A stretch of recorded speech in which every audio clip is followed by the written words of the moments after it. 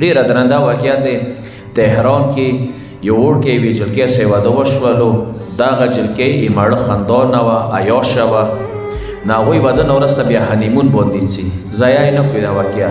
هنیمون دې ته ویلی شي چې واده نه وروسته یو شهر ته لوړ شي، څو ورځې خوان والا تېرې کړي، پارکونو ته لوړ شي، غرو طرف ته وګرځېږي، هوټلو کې زندګۍ وکړي. دغه شوهر خپلې ښځې ته ویلي څاڅوي مشهد ته لوړ شي. نه ښځه عیاشه وه، هغه ته ورته وکړه چې مشهد کې خو امام رضا زیارت دی، زه خو زیارتو کې نه یم. که بیایي ما به پارکو ته بیایي، غرو طرف ته، هوټلو کې نورو ځای ته. ویله خدا د څه منو؟ ویله بس صحیح دی. څو لاړل بهر، څو ورځې مشهد کې تېرې کړي، هوټلو کې، پارکونو کې، غرو طرف ته لاړل. وشه ګوډې کې چې کله کېناستل، دوی ګوډې د امام رضا سره څنګ ته روان شو.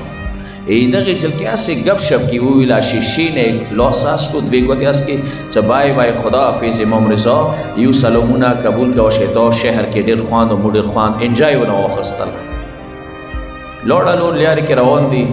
جلکې خو بیا ولي شوله، بیداره شوله، په ژړا دی.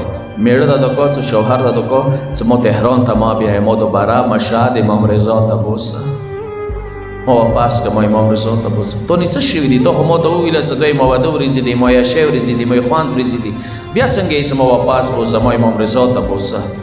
ویله خو مې لیدلو مولا امام رضا نه چاپر ملایکې تور شوي دي.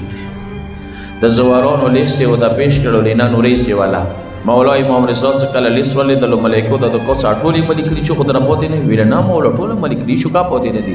سبیل راغلي دي، مازدیګر راغلي دي، ماښام راغلي دي، څوره راغلي، ټول ملي کړي دي.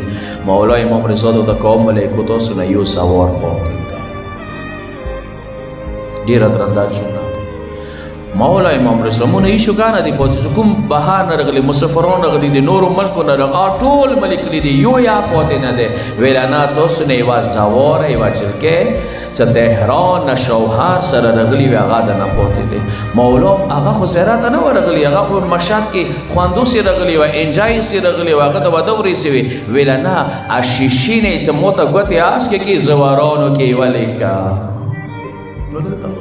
زوارانو کې ولیکه، نندازه ولګه مولا امام رضا څه ته دوره کریمې، تا نکاح حسین به بیا سوره کریم وي،